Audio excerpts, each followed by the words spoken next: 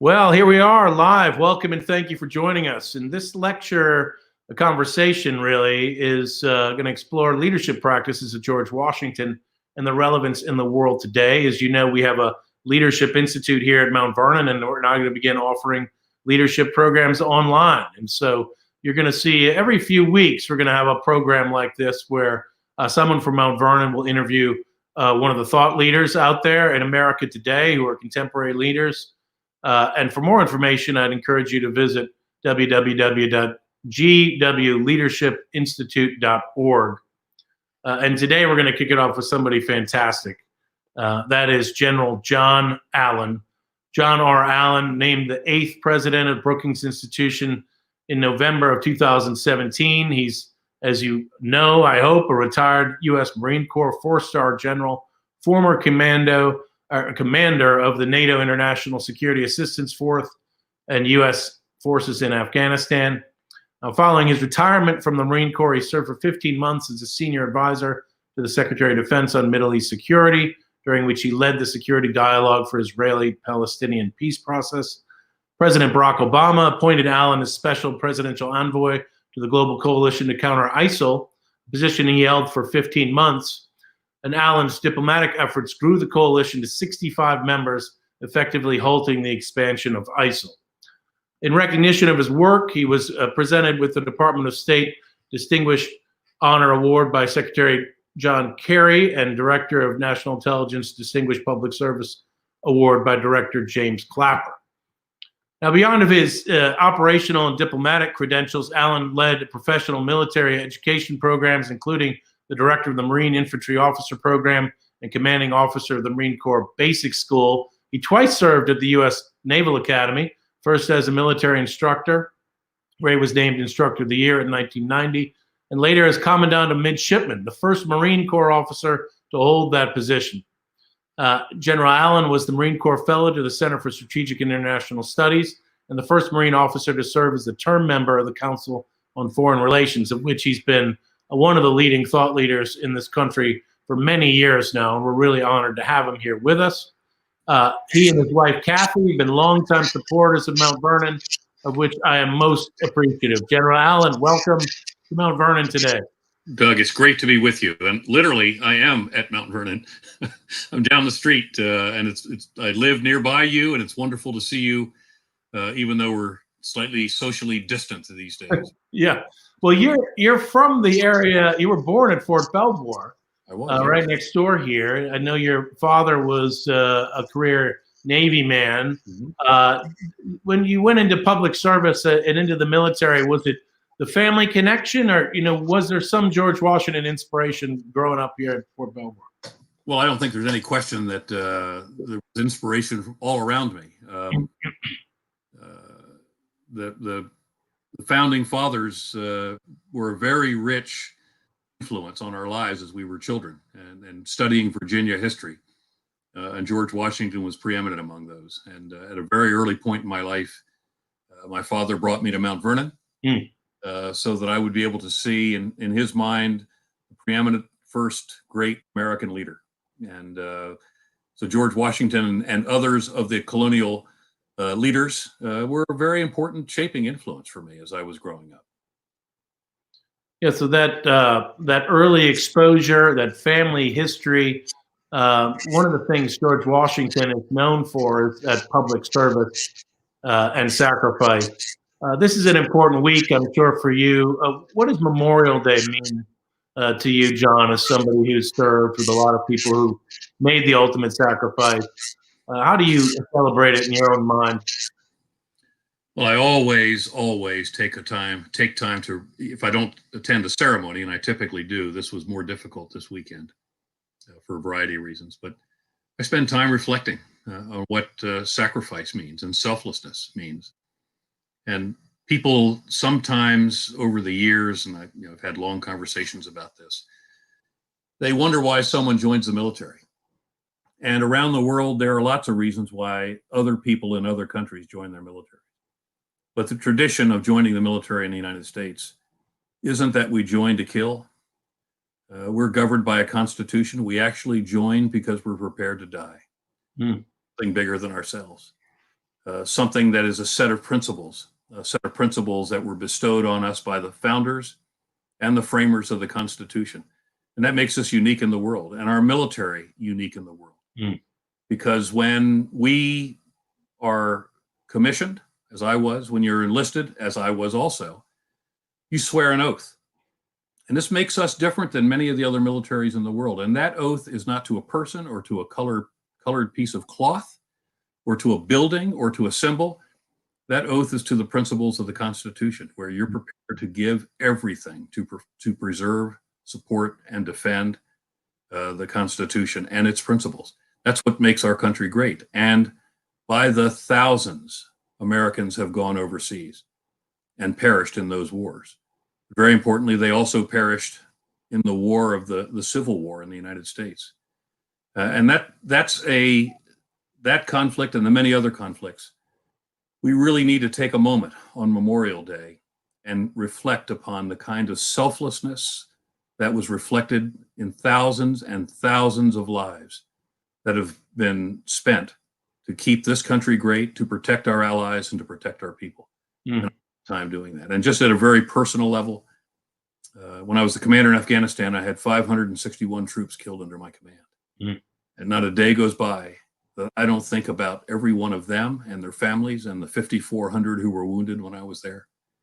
So it's a deeply moving day for me. And when I am in organizations like Brookings, or when I was a commander as a general in the Marines, I made sure that everyone took just a moment to stop and take a second to reflect on the benefits that we have all earned in this country as a result of those sacrifices. What the weekend meant to me. Well, that's the very least we could do on that day, and thank you for that way of expressing it. What always strikes me about the military folks that I've been able to meet and had the great pleasure to work with here at Mount Vernon is the difference between, I think, some of the popular ideals of the way people think about the military and the reality of the deep education of the military folks. So the Marine Corps in particular, has a kind of reputation as jarheads and kind of like these really eager warrior types. But you all have an incredible educational expectations from your everyday grunt to your officer corps. Talk a little about that. Well, we spend a lot of time. The Corps is not big, relatively speaking. The Corps is bigger than the entire militaries of many of our European allies. But in the context of the U.S. military, the Corps is a relatively small organization. And because we're small, we've got to be able to fight smart. We spend a lot of time building our young officers and our young enlisted leaders and selecting them very carefully first for their leadership capabilities and the quality of their character. And then from the very earliest moments for our officers, educating them and training them to be at the very top of the skills necessary to be expert in their fields, but educating them so that they understand inherently the nuances and the intricacies of the science and the art of conflict and war. And that continues the entire time. When I train, when I educate my young officers, and I still am asked to come in and teach, I talk about you're going to spend only a short period of time in class. You'll spend time in units where commanders will continue your education, hopefully, but you'll be operationally committed at that point. And so that's time in class, a short time in the operating forces. You've got to spend the rest of your life reading and history, reading the biographies of George Washington, reading about the campaigns of George Washington and other generals. Say to them, every Marine leader has to be a reader. Now that sounds trite. It sounds a little bit jingoish. If we're not reading history all the time, we can't learn from it. And that's a very, very important dimension of who we are. And I make the point to them. There's nothing you can do about the age of your body, but with the whole, the volumes, the thousands and thousands of volumes in a military history library, there's no reason why you can't have a 5,000-year-old mind. And Marines really take that seriously. Now, all the services do a good job. And I'm not commenting about any of the other services. I'll just simply tell you, We recognize in the Corps that we're so small, and we are inserted into situations often where the odds are not all that great on our side. Mm. You've got to really have something on our side. And beyond the tactical skills that Marines have always had, ferocity in combat, beyond the tactical skills, our leadership has always had the kinds of understanding of conflict and the art and science of war that give us an edge over our opponents. Mm. Well, I mean, that's something that's really struck me as I've come to learn more about the Corps and having gotten to know you and some other high-ranking officers who've gone through there, just how well-read you are. And George Washington, of course, is the man who's our pole star here at Mount Sure. Vernon. What does he mean to a Marine and a Marine officer? Is he, is it only the exceptional ones that think about him, or is he a distant kind of guy on the dollar bill that might be important, but does he have a living presence in the way you train leaders in the Corps? He does much more today than probably in the past. What we seek to do in the Corps is to create for our young officers let me get over here in the middle of the screen. Seek to create for our young officers role models. And George Washington was a magnificent role model as a commander. First and foremost, he was extraordinarily selfless. He understood as best as anyone could in those days the nuances of campaigning. And campaigning for a revolutionary army is always hard. And in his case, it was sometimes miserable. But he was able to make the best of it that he could. And he led his officers from the front.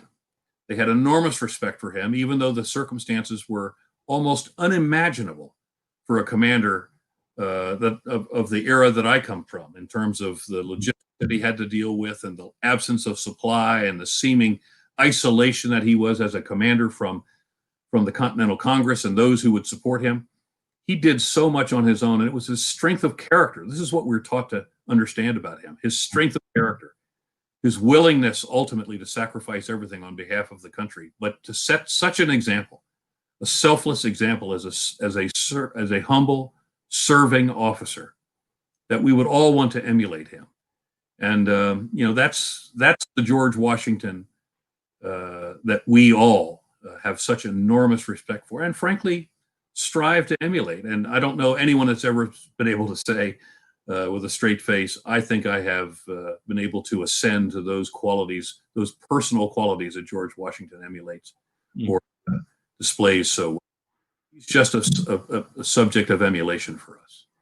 Now, one of the things that George Washington experienced in his leadership over time was, of course, having to deal with foreign nationals as allies. One of the things that struck me when I read Jim Mattis's book was the emphasis on the fact that he never served in any unit that didn't have foreign officers in it. We think of obviously the American Armed Forces and the Marine Corps as being an American unit, and obviously it is. But to what extent, in your own career, did you kind of come into an awareness of the diplomatic side of leadership through your own service? Well, in some people have called the Marine Corps, if you will, the foreign legion of the U.S. military, because of the presence of a lot of folks from other countries in the Corps. It's not quite so large today as it was when Jim Mattis and I were younger officers. There were a lot of individuals from Central Europe, many of them refugees from the era of the Cold War, and a lot of young Marines from Central and South America. And they were very good. They came from very tough environments, and they were very good. So my experience has always been that there is a strong immigrant streak in the Marine Corps, and you know what, they serve as proudly and as well as any native-born Marine would ever be. And I can remember in both Iraq and Afghanistan on the 4th of July, it was a big event every year where non-native-born immigrant soldiers or sailors or airmen or Marines would be gathered together in safe locations and administered the oath of office in becoming new naturalized citizens. And I'll tell you, there's There's just something magical about these kids who have risked life and limb to bring their families from other countries, and then they go on to join the service, the United States military. Amazing. Off to war, and they are naturalized as an American citizen in a combat zone. I mean, that's magical when you think about it, and it just speaks to who we are as a country, because we are all immigrants in some form or another. And here, the process in combat, in a combat zone, of going from becoming an immigrant to a naturalized American occurs like that, with the oath of office. Again, swearing to support and defend the Constitution of the United States. That's powerful, John. You might have me beat there. I thought one of the most powerful naturalization ceremonies I've ever seen are the ones we have here at Mount Vernon, where I feel like it's sort of the past, the present, and the future all together. Well, it is. And you're right, Doug. It is. A lot of those folks are serving military at the time. So you're absolutely right. It's definitely a powerful thing. Yeah. So now let's talk a little bit about some of the different aspects of leadership that you've seen now. From your very early stage as a young officer, how does the leadership responsibilities or your own understanding of your role change as you become become higher up in the food chain, and then ultimately as you get into a position of command at the highest levels and strategic leadership at the highest level? What's that story like for you as you reflect on your own growth as a leader in the military? Well, I say there are several things. One is the technical skills which a leader has to master will change over time. And that's just by virtue of both increased responsibility or the potential for commanding organizations that have a broader swath of capabilities that are assigned to it. But the essential qualities of leadership, they don't really change. The expectations of the country for an officer, and I have in a notebook my commission as a second lieutenant, and on the wall in my home I have the commission, or the warrant as it's called, that was signed by the president when I was given my 4th star in command of the war in Afghanistan. The words are virtually identical because the country still has the same expectations of my patriotism, my fidelity, my capacity to lead, my selflessness, my sense of humility, my servitude to those who I lead. All of those things continue, but you're expected in many respects to embrace them in a larger way as you become more senior. So as you become more technically, as you become broader technically in your capacities, you're also expected as you become, as you lead, as you take command of large organizations, many of those leadership traits that made you a successful platoon commander are also going to make you, with maturity and age, a very successful division commander, or in my case, commanding a field army, if you will, in Afghanistan. I didn't lead every single private in Afghanistan. I had 150,000 troops, but I led the generals. I can remember the first meeting that I had, which was a very interesting moment. I'd taken command an hour after I took command. I called all my generals, almost 50 of them, and so there were some standing up along the walls. So sitting next to me was my British 3-star. Sitting on the other side of me was my French 3-star chief of staff. Next to him was my Army 3-star corps commander, and then so on down the line. And one of the points I made to them was, look, you're giving commands that may send our troops to their death. You have an obligation to truly lead them. I expect you to get out to the battlefield. I expect you to get out there to the places in the battle space where troops are truly experiencing danger every single day. You need to be seen by them. And you need to understand the implications of the orders that you give. Because there's a young private, or there's a young sergeant leading a squad in combat at night against the Taliban somewhere, or Al-Qaeda, or some other organization. You've got to understand what they're going through. And I expect, as a general officer, you're prepared to share the danger of your troops. who we are. That's the essence of our military leadership, that we lead from the front in all things. And that's in fact what I expected my generals to do in combat in Afghanistan. I didn't care whether they were a 3-star, and I was out walking combat patrols with my paratroopers on a number of occasions. So look, it's not about me. It's not about any of those folks. It's about leadership. And the troops need to feel as though they are connected from the lowest soldier in the battle space to the most senior individual leading in the battle space. And if you've got that kind of connection, you're going to be unbeatable. Mm. Well, yeah, you talked a little bit about sort of the projection of character and the action of leadership and the role that you play as the first, as the head of an organization, emulating best behaviors, leading from the front. What about those strategic leadership roles and those roles now that require? I mean, they're political ultimately. I mean, you have to persuade folks to come along with your point of view.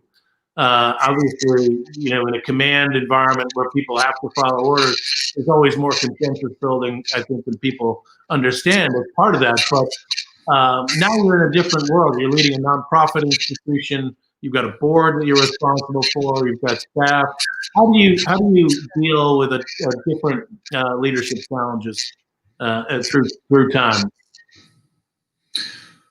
Well, just at the most senior level, we'll call the civil military level, which is where I was for several tours.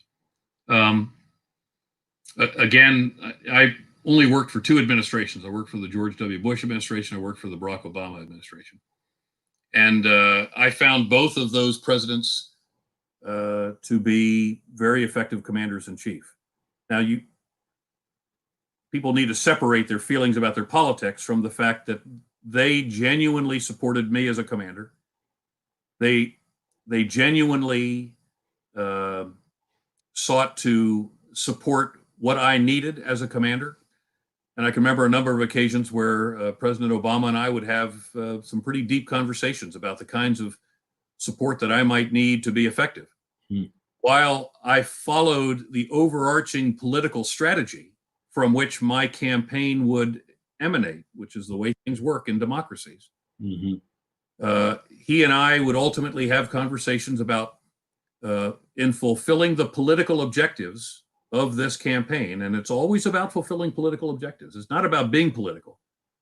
As Clausewitz said, all conflict is political in the end. I owed the President of the United States my best military advice in executing the campaign and ultimately to fulfill the objectives. These were objectives that the United States had signed up to, but also NATO and 50 other nations. I led an army of 50 nations. Right, because one of the things you were dealing with in Afghanistan was a political question of how many troops we should have there, but you had a military recommendation that you had to say, basically, this is what we need to get the job done. Exactly correct. Political side where they're saying, well, we only want so many. So you had to figure out a way to kind of work through that. Well, and you do, and I did, and it was very interesting. There is a requirement for folks like me as a 4-star to give what's known as best military advice. And I would typically begin my conversation if the number, let's just use the number of troops as an example, but there's many other things. If the number of troops that I believed was necessary for me to accomplish the objective that I had been given was a certain number, and I didn't look like that number was coming, or I was being asked to look at other numbers, the way I would always have the conversation was, my best military advice is it will require the following resources in order to successfully accomplish the mission you have given me, my campaign. Now, you have given me other numbers that you're asking me to analyze. And so let me give you what I think is the level of risk which my troops and my mission must now assume, and that you must assume. You'll assume political risk for the success or failure of the campaign. Right. Assume military risk and risk to my troops, it's called risk to force, if we go to a number other than the one I recommend. And that's a conversation that every senior leader will have, every commander, certainly in my case, a theater of war commander with the President of the United States. It was very interesting with President Obama. There were lots of fingers in the pie. who wanted to have me redeploy troops in a certain frequency or constantly be reporting it. He said to all of them, get out of the way. Just let the commander do the job. I've given him a mission. I've given him a troop strength. Let him get the job done. And I tell you, I really appreciated that. And I felt completely supported by that commander-in-chief. So now that you've become quite the expert in foreign affairs generally. What does the world look like to you today? Where are the big challenges that we as Americans need to be thinking through, need to start thinking smartly about? And here we are in the midst of a pandemic to throw that into the mix. So it's got to be one of the most challenging periods in our history to understand the place of the United States in the world. Well, let me perhaps answer this by just asking some questions, not of you, but just that we need to answer as a country. Is the United States going to lead in the world or not? The world wants us to. Are we going to lead or not? Are allies valuable to us or not? Is the United States going to stand for values and human rights and the rule of law or not? And those are open questions right now, frankly, in a lot of people's minds inside this country and a lot of people's minds around the world. And I'm not going to try to answer them or get political here because that's absolutely your intention in the question, and it's not my intention in the answer. Yeah. But the United States, in the aftermath of World War II, in the aftermath of the Cold War, had in many respects led a global community of nations that had similar values, certainly had similar interests, and that community of nations provided for a level of global stability and peace. Now, we still had wars, but by and large, peace, and the raising of millions and millions of people out of a level of poverty that could not have otherwise happened, and it only really happened because of American leadership and the willingness of the United States to sacrifice as a global leader. So I think we need to ask ourselves as a country, are we still a global leader? Are we still a nation that values relationships with allies and with alliances and partners around the world, ultimately to create outcomes that first and foremost cater to our higher humanitarian goals with respect to humanity, the rule of law, freedom of speech, all of those things that are inherent to who we are as a people and who the democracies around the world are in their relationship to us. And we also can have relationships with countries that are not democracies. We don't share any values with them necessarily, but we may share common interests. And there are countries around the world where we can find common purpose. For example, fighting Al-Qaeda or fighting the Islamic State. And those relationships will probably be temporary, but the United States, in my mind, must be, here's my own answer to the question without getting political, we must be a nation prepared for the responsibilities of global leadership based on our values and global leadership that ultimately provides for peace and prosperity. Now, changed an awful lot of that. And while I see real difficulties, because there will be impulses and reflexes by countries to want to turn inward, impulses and reflexes of countries to enforce borders that they haven't enforced in decades, maybe even a generation, simply because of the pandemic. We're going to have to figure out a way to overcome those impulses and reflexes. And again, here's American leadership at work. America has the capacity to bring to bear the innovation of some of the greatest minds on the planet. Women and men who've been studying in medicine and science and big data analytics and artificial intelligence that can help us to find therapeutics, that can help us to find vaccines. But right now, it's a global effort that has no great strategic centerpiece. And that's, again, where the United States can provide strategic leadership at this particular moment to bring together the community of nations to solve one of the most difficult problems that we've ever faced in living memory, and that is this virus. But the United States over and over again have brought together the countries of the world, the democracies and other countries, to solve similar problems. And this is that moment for leadership again.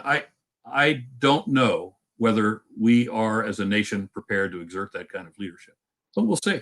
Well, I don't know if the nation is prepared to ask those questions and have forums where we can answer, in which we can get along. I'm most concerned. I mean, you articulated right there a vision for the challenges facing us that we're not hearing much in the public debate right now. It's a lot of he said, she said, and finger pointing about right. a lot. But, you know, the citizens of this country ultimately are the ones who are going to have to take responsibility for our successes and failures. I know that Brookings strives to make sure people are asking the right questions. Talk a little bit about the work that Brookings is doing right now. What attracted you to Brookings as a place where you felt you could make a positive impact after your military and post-military career? Sure. My three principal priorities at the Brookings Institution, what we call presidential research priorities. The number one priority for me at the Brookings Institution is the future of the American middle class. Many of the political stressors that we see today, much of the real partisanship in politics is a direct result of the stresses by the middle class and a loss of confidence in political elites. Mm-hmm. Created opportunities for populist leaders to find purchase and to find traction in elements of our population that has felt abandoned, disenfranchised, abandoned in the context of both equality and equity and those kinds of difficulties. We have to deal with this over the long term. And so part of this is about the American middle class, but it's also very importantly, from my perspective, the whole issue of equity and inequality and taking steps necessary to first protect our vulnerable populations and to give them opportunities in the future. Look, we're seeing our Black and brown populations in the United States suffer enormously from this pandemic. And what that has done is exposed the inequality in our society in ways that almost nothing else ever could have. If we've ever found a moment in our history when the exposure of these differences are so great and given us an opportunity now to see the diagnosis for how to solve some of this, this is the moment. So, yeah, and the news out of Minneapolis, you know, recently, that poor man at the hands of the police. It's just, it's infuriating at a certain point, you know, to see people upset and in the streets protesting. I mean, the one nice thing is they're of all colors and all races out there together, but it's, you know, it's about time we really have a serious conversation about how to get past this challenge.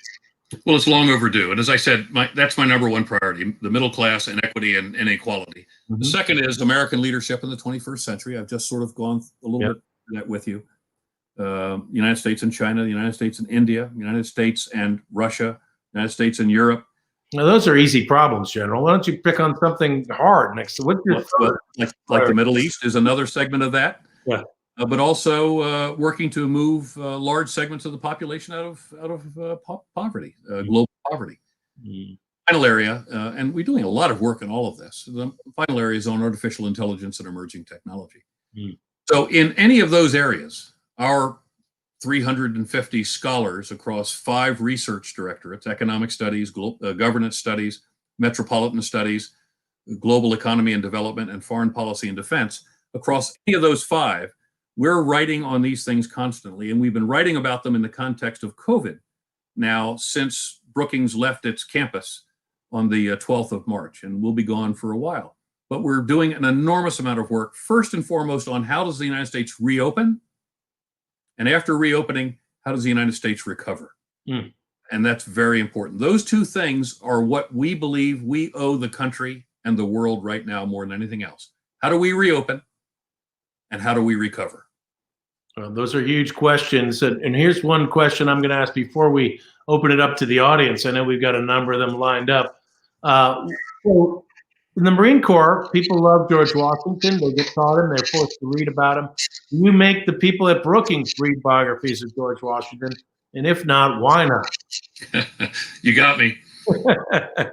Every one of those scholars will tell me they've got a reading list as long as my arm, and they'll get George Washington eventually. I give you that's your fourth presidential priority. Make people read George Washington books. There's some Well, here's the good news, Doug, and that is that Brookings and Mount Vernon are going to start doing things together. That's right. That's and right. My hope is that this new partnership that we'll have will create, both amongst my scholars, a real interest in this earliest moment of national leadership, and that's Mount Vernon and George Washington.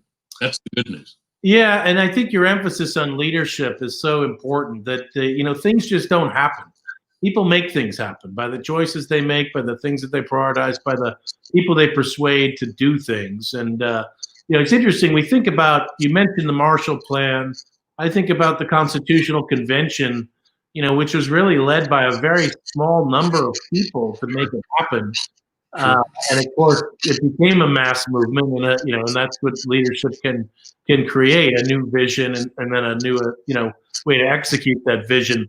But one of the things, the Constitutional Convention, they kept all the press out. It was completely a black box inside the Independence Hall. And I do think with our 24-hour news cycle and our Twitter feeds, and I'm as guilty as the rest of us as being a part of that. But how do you have a serious conversation right now where you can say what you need to say without, performing for an audience?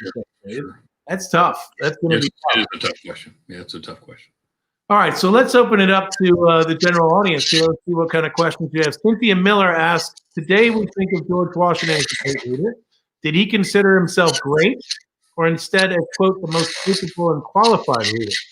Also, how did his idea of leadership evolve over time? That's a good one for you, General. What do you think? Did he consider himself great, or instead as the most capable and qualified? And also, how did his idea of leadership evolve over time? I think he probably perceived himself as a man of his time. My guess is he was not overly fond of himself. You can be a general officer and be one of the most humble individuals you'll ever meet. And I think he was that man.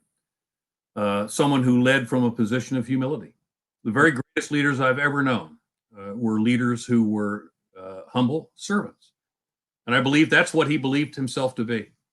He was a servant of this fledgling nation at a moment when it was fighting for its very existence. It was an existential moment for the colonies at the time, the fledgling United States. And I don't think he was taken with himself.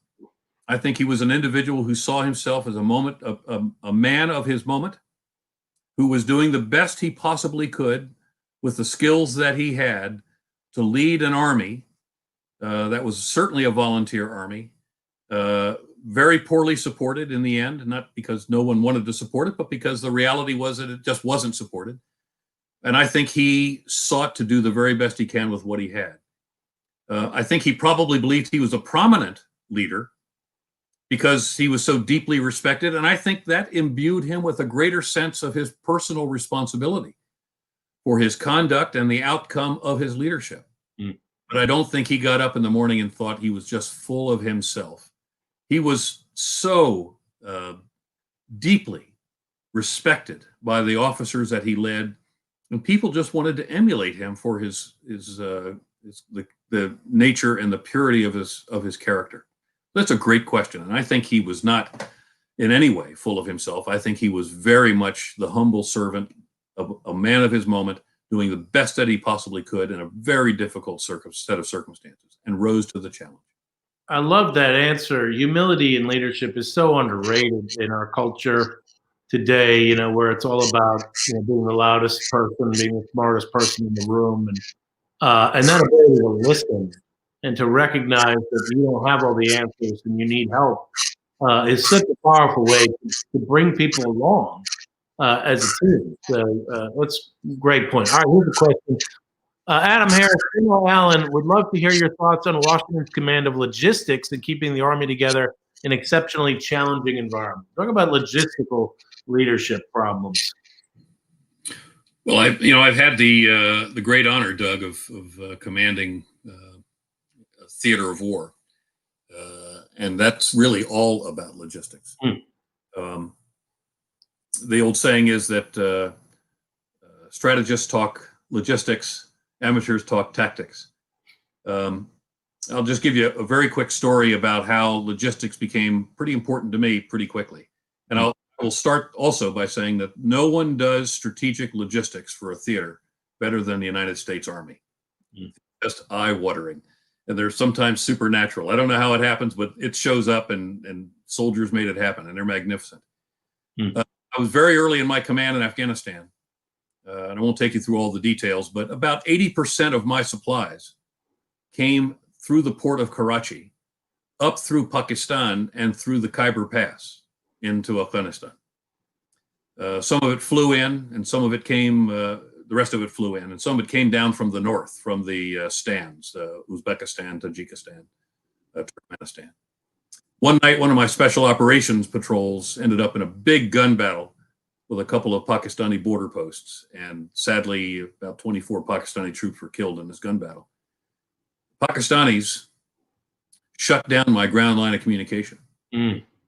Now, that was virtually the preponderance of my supplies on any given day: food, ammunition. You said 90%? 90? It was 80%. Wow. 80%.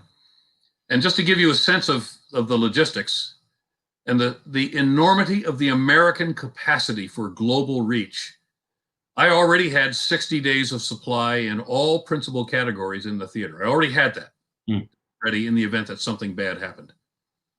We turned on the airlift switch, if you will, and by the time we reached about 5 months of the embargo by the Pakistanis, who were at this point hoping to starve me out, they were hoping to starve me into an apology, right, which I was not authorized to give in any case.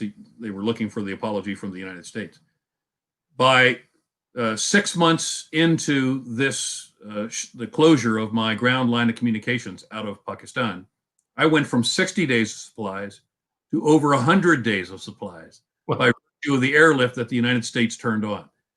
So I was a commander of a theater of war that benefited from just an incredible capacity of the United States to support anything it chose to do anywhere on the globe. I was 400 miles inland.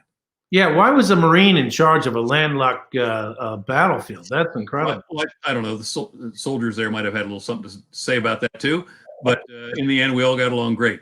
Back to George Washington. One of the things that separates a good army from a great army is its logistics, its logistics tail, and its logisticians.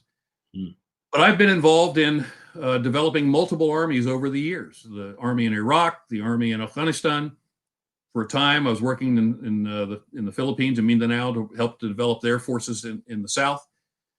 And one of the things you find very quickly when you look to develop an army is, one of the first things you have to look for is, what's the state of their capacity to support their units in the field? What's their logistics capability? And while it may seem absolutely essential that you have the infantrymen developed, or the infantry soldiers developed and ready to fight, what you find is almost always a weak point in a young army, almost always, is an undeveloped capacity for logistic support in the field. That's what Washington's problem was. Yeah. He had an army that could go to the field and fight, but he didn't have any sustainability really for those formations. And for a variety of reasons. The formations did not exist in that army to be able to provide for sustainability in the field. And second, the organization of the government behind the army wasn't resourced properly to be able to provide the support that he needed. So it was a twofold problem: an absence of the kind of support within the formations, but also an absence of support from the government to the army in order to keep it into the field. And George Washington came perilously close on a number of occasions to the army just collapsing because he had no capacity to support it logistically. It's a great lesson there for young commanders about the importance of understanding logistics. Yeah, it's one of the greatest achievements, keeping that army together. Yes, it was. And that was a leadership. That was really because of his leadership. Yeah. Well, we got a hard stop here, I think, coming up for you. It's 3:30. What maybe time for one more question? Sure. You that on the screen. Scarlett says, for those of us who are looking to make the leap into leadership roles, are there any biographies or the books in particular you would recommend that we study in preparation? A great question about the need to read about leadership as you're becoming leaders. Oh, there's many, many books out there. I think, one of the great historians was a fellow by the name of Douglas Southall Freeman. Wrote a book about Douglas Southall Freeman on leadership, where he distilled the leadership of George Washington and other great generals. And you may have problems with the origin of that particular general, but I learned a lot about leadership by reading Douglas Southall Freeman on leadership. And I'm not sure Scarlett's question specifically about what kind of leadership she's ultimately going to be engaged in, whether it's military leadership or leadership in the private sector. But in the end, this is one of the things I say at Brookings. People will say, well, I work for a certain manager. I said, wait a minute, you work for a certain leader. Things are managed, people are led. And so what's important is that you think about the examples that have been set throughout history by leaders who understood their leadership responsibilities. So there are any number of biographies of the military who were extraordinary leaders and managers. So George Marshall is a very good example. Dwight D. Eisenhower. Now, he wasn't a great combat leader. He had very little time as a combat leader. But he was a great leader of coalitions. And he was able to bring together many different countries and lead them from the front, if you will, in the context of his intellect and his experience and his capacity then to manage organizations in order to put together the army that would ultimately defeat the Axis powers in Europe. So I would say those kinds of individuals, read about them, because you'll read both about folks who developed their leadership over time. Almost always it was because of their education. It was almost always because of a mentor. Mentors are very important. Mentor in their lives. And then ultimately the capacity to translate practical experience into long-term wisdom. And just those two names, George Marshall and Eisenhower, are two very good examples of individuals you might read about. Well, that's a fantastic guide there, and what a great conversation this has been to kick off My pleasure. Conversations about leadership with one of America's great examples of a leader here who is a thought leader now as well as a leader of people. And we look very much forward to working together with you, John, in the future, and with Brookings, particularly as we explore the challenges of leadership for the future. Thank you. Well, we do. Brookings looks forward to working with George Washington's Mount Vernon. We think it's a match made in heaven, and we look forward to doing more together.